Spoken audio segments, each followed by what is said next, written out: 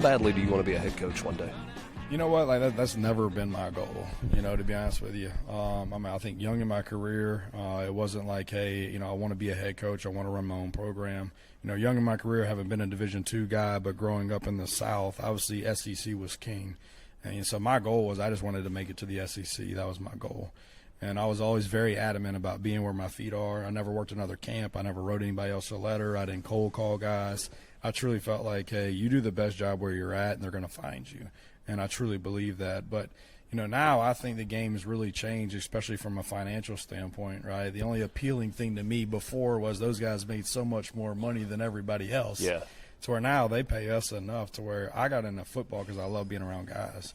I got into football because I love designing defenses to stop certain things.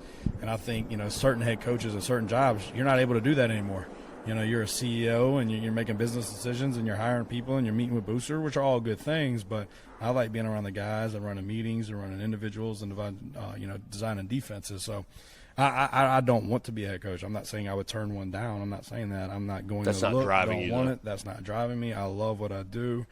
We came to Oxford to be in Oxford, and this was a family decision. But I would love to coach defense here for the rest of my life. If that opportunity presented itself, I would have to reevaluate when it came.